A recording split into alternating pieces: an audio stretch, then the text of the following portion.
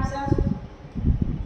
आज हम कक्षा 8वीं के फर्स्ट चैप्टर का थर्ड भाग देखेंगे। इससे पहले हम बात कर चुके हैं कि फसल किसे कहते हैं। फसल दो प्रकार की होती है, खरीफ की फसल, रबी की फसल।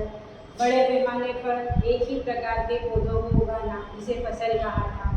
फसल की उर्वरा क्षमता में वृद्धि करने के लिए हमने जो उसमें बाहरी पदार्थ मिलाए थे, जिसके कारण फसल उत्पादन अच्छा होता है, उनको हमने कहा था खाद और उर्वरक। उर्वरक रासायनिक पदार्थों से तैयार किए गए थे, जबकि खाद गोबर, कृषि अवशिष्ट, कूड़ा कचरा, फलों का छिलके का कचरा आदि से तैयार की थी। ये बात हम पहले कर चुके हैं। आज हम कृषि की विभिन्न पद्धतियाँ, सभी जनसंख्या को जीवित रहने के लिए, जितने भी जीव हैं सभी जीवों को जीवित रहने के लिए क्या चाहिए?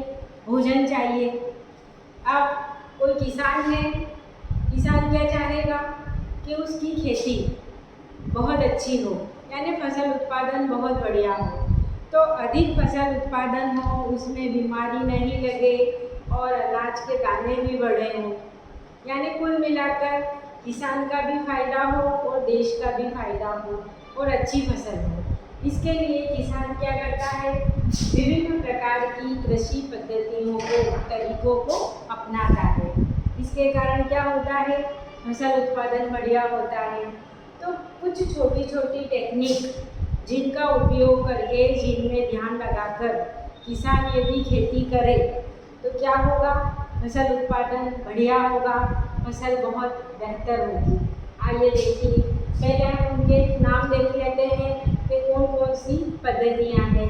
तो सबसे पहला है मिट्टी तैयार करना, दूसरा है बुआई, तीसरा है खाद या उर्वरक मिलाना, अगला है कौन सा? सिंचाई, देख पा रहे हो आप लोग। फिर फिफ्थ है पद्धति खरपतवार, छठा है कटाई और अगला है भंडारण। यानी इन सब पद्धतियों को अपनाकर किसान क्या कर सकता है? अपनी फसल को और अच्छा बना सकता है, उत्पादन कर सकता है। अब देखिए, हम सबसे पहले देखते हैं मिट्टी तैयार करना। जब भी फसल उगानी हो उससे पहले किसान क्या करता है? मिट्टी को तैयार करता है, खेत को तैयार करता है। यानी मिट्टी को क्या किया जाता है?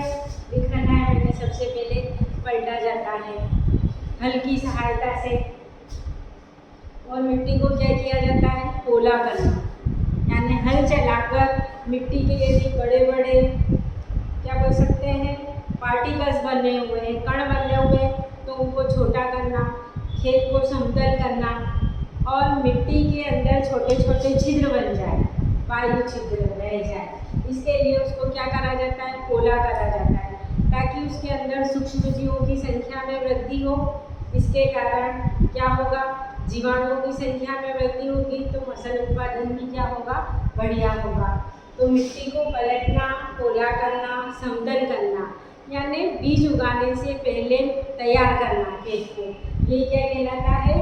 खेत तैयार करना या मिट्टी तैयार करना। और इसी को हम क्या कहते हैं? जुताई। अब इस जुताई का फायदा लिख रखा है, सूक्ष्म जीवों की संख्या में वृद्धि होगी। तो ह्यूमस एक प्रकार की कार्बनिक खाद है जो सूक्ष्म जीवों या केंचुओं के द्वारा मिट्टी के अंदर तैयार की जाती है। इसके द्वारा ये कार्य किया जाता है मिट्टी तैयार करने का। हल, कुदाल, कल्टीवेटर, इन सब का उपयोग मिट्टी तैयार करने में किया जाता है। इसके बाद अगला दिखाई दे रहा है आपको बुआई करना। अब खेत तैयार हो गया, इसके बाद हम इसमें क्या करेंगे? बीज बोएंगे। अच्छे, साफ और स्वस्थ बीजों को ही हम क्या करेंगे? उगाएंगे। और किनकी सहायता से उगाएंगे? अब बीज ऐसे नहीं कि हमने वो फेंक दिए, क्या करेंगे? एक निश्चित दूरी पर, आपने देखा ही होगा कि जब फसल उगती है तो हर पौधा एक निश्चित दूरी पर होता है। क्यों होता है? क्योंकि बीजों को भी एक निश्चित दूरी पर उगाया गया है। अब निश्चित दूरी पर क्यों उगाते हैं? ताकि हर बीज को क्या हो? वृद्धि करने के लिए पर्याप्त प्रकाश मिले, जल मिले, खनिज लवण मिले और पौधे की जड़ों को फैलने के लिए मिट्टी के अंदर क्या मिले, पर्याप्त स्थान मिले। हम एक साथ नहीं उगा सकते, एक साथ उगा भी दिए तो वहाँ पर फसल उत्पन्न नहीं होगी, सभी भी नष्ट हो जाएंगे, क्योंकि किसी को भी पर्याप्त पोषण नहीं मिलेगा, जल नहीं मिलेगा, सूर्य का प्रकाश नहीं मिलेगा। इसलिए सभी पौधों का समुचित वृद्धि और विकास हो और फसल अच्छी हो, इसके लिए बीजों को एक निश्चित दूरी पर उगाया जाता है। अब हमने बीज उगा दिए, अब पौधे अच्छी वृद्धि करें, पौधों की अच्छी वृद्धि और विकास के लिए हम उसमें क्या मिलाते हैं, खाद एवं उर्वरक मिलाया जाता है। इसके बारे में हम बात कर चुके हैं कि यदि हम प्राकृतिक तरीकों से, जैविक तरीकों द्वारा गोबर, कूड़ा, कचरा, छिलके आदि इकट्ठे करके जो पदार्थ बनाएंगे, जो खेत की उर्वरा क्षमता बढ़ाएगा, वो क्या कहलाएगा, खाद। जबकि रासायनिक रूप से तैयार किए गए पदार्थ वो क्या कहलाते हैं, उर्वरक।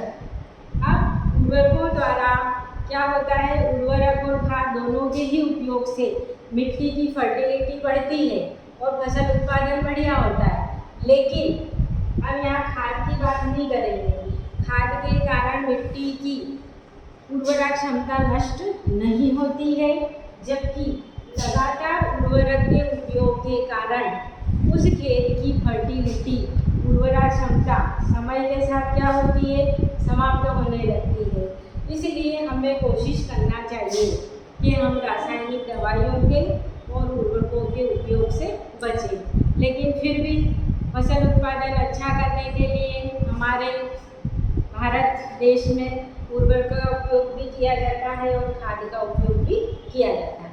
इसके बाद देखिए, ये लिखा है अगला, सिंचाई। अब हम पौधे उग भी गए, उर्वरक और खाद भी दे दी, लेकिन हर पौधे को वृद्धि करने के लिए एक निश्चित नमी की आवश्यकता होती है।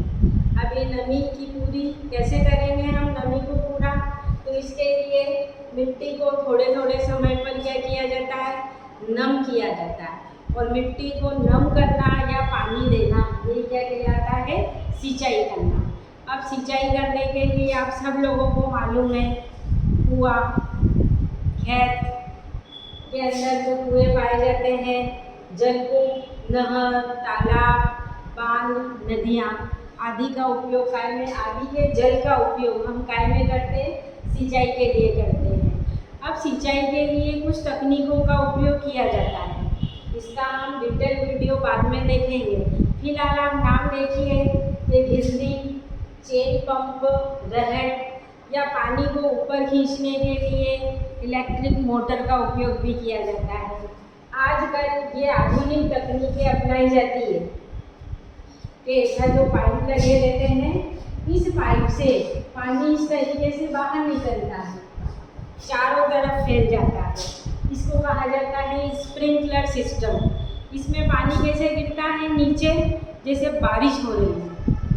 ठीक, दूसरी टेक्निक होती है ड्रिप तंत्र। इसमें थोड़ी थोड़ी दूरी पर पाइप में छेद होते हैं और इससे बूंद बूंद करके फसल के ऊपर क्या होता है, पानी गिरता है। इस तरीके से हम पौधे की या फसल की क्या कर सकते हैं, सिंचाई कर सकते हैं। अब आगे देखिए आप अगला, खरपतवार। अब सिंचाई करी, पौधे वृद्धि कर रहे हैं, लेकिन खेतों के अंदर हमारी वांछित फसल के साथ साथ कुछ अवांछित पौधे भी क्या होते हैं, उग जाते हैं। ऐसे फसल के साथ उगने वाले अवांछित पौधों को ही हम क्या कहते हैं, खरपतवार कहते हैं। और इन खरपतवार की उपस्थिति के कारण हमारा जो मुख्य फसल है वो प्रॉपर समुचित वृद्धि नहीं कर पाती है। इसलिए समय समय पर इन खरपतवार पौधों को क्या कर सकते हैं, अपन हाथ से तोड़कर नष्ट कर सकते हैं, या हम काय का उपयोग कर सकते हैं, खरपतवार नाशियों का उपयोग कर सकते हैं, जो हमारी मुख्य फसल को नुकसान नहीं पहुंचाते हैं और इसका स्प्रे कर दिया जाता है। तो एक प्रमुख खरपतवार नाशी है 2,4-D। और खरपतवार को उखाड़कर नष्ट करना या हटाना इसी को हम सामान्य भाषा में क्या कहते हैं, निंदाई करना। ठीक है। इसके बाद अब खरपतवार भी नष्ट हो गए, खेत के अंदर फसल ने क्या करी, प्रॉपर वृद्धि कर ली, पुष्पन क्रिया हुई और क्या हुआ, फसल तैयार हो गई। अब फसल तैयार होने के बाद जब फसल पक जाती है तब हम उसको क्या करते हैं, हाँ बिल्कुल, हम उसकी क्या करते हैं, कटाई करते हैं, फसल की कटाई। अब एक निश्चित कोई भी फसल 3 या 4 महीने में परिपक्व हो जाती है, तो फसल बीज बोने के लगभग 3-4 महीने बाद जब फसल पक जाती है तो दानों और उसके छिलकों को हम क्या करते हैं, अलग करते हैं। तो ये अलग करना क्या कहलाता है, थ्रेशिंग। ये बात की प्रोसेस है। अब काटने के लिए क्या करते हैं, या तो हम हाथ से ही फसल को उखाड़ लेते हैं खेत के अंदर से, या फिर दराती के द्वारा काट लेते हैं। हार्वेस्टर का उपयोग किया जाता है, या छिलके और दानों को अलग करने की जो टेक्निक होती है वो क्या कहलाती है, थ्रेशिंग कहलाती है।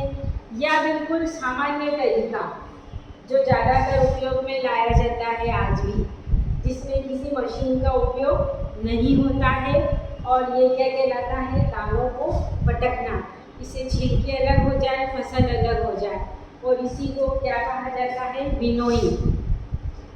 दानों को फटकना, इससे हम अनाज अलग कर सकते हैं, ये टेक्निक कहलाती है विनोइंग। इसके बाद आप देखिए, अब हमने फसल भी अलग कर ली। इसके बाद जो मुख्य आता है हमारा, क्या आता है, जिसको हम कहते हैं भंडारण। अब खेत में हमने अलग कर ली फसल, अनाज तैयार हो गया। अब ये जो अनाज रहता है इसमें हल्की सी नमी रहती है, तो हमें क्या करना पड़ता है, उस फसल को या तो तेज़ धूप में सुखा दो, या फिर किसी भी टेक्निक के द्वारा उसकी नमी को हटाना, और उसके बाद उस फसल को साल भर के लिए, या जब तक हम मंडी में बेचने ना जाए तब तक उस अनाज को संग्रहित रखना आवश्यक होता है। और उसी के साथ कीटों से, छोटे छोटे जो कीड़क होते हैं, इंसेक्ट होते हैं, कॉकरोचों से, कवक, जीवाणुओं, इनकी वृद्धि उस फसल के अंदर, अनाज के अंदर ना हो पाए, इसके लिए क्या करते हैं, सुरक्षित स्थानों पर उस फसल से निकले हुए अनाज को हम भंडारित करके रखते हैं।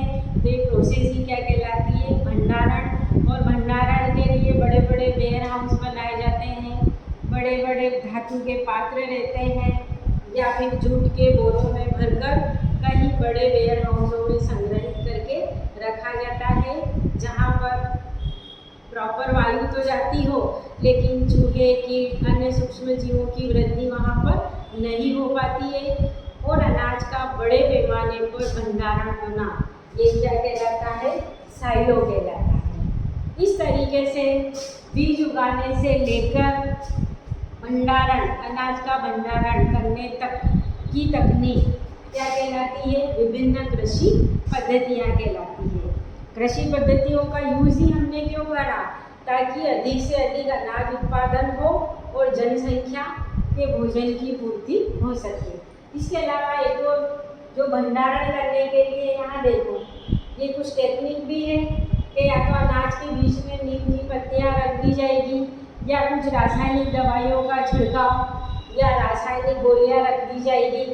इसके कारण वो सूक्ष्म जीव, कीटों और चूहे से वो फसल हमारी क्या होती है, बच जाती है। अब हमने बात करी कि खेती, फसल उगाकर हम जनसंख्या के लिए भोजन तैयार करते हैं। अब फसल उगाने के अलावा भी एक तरीका और है जिससे जनसंख्या को हम भोजन उपलब्ध करा सकते हैं। वो कौन सा है, पशुपालन।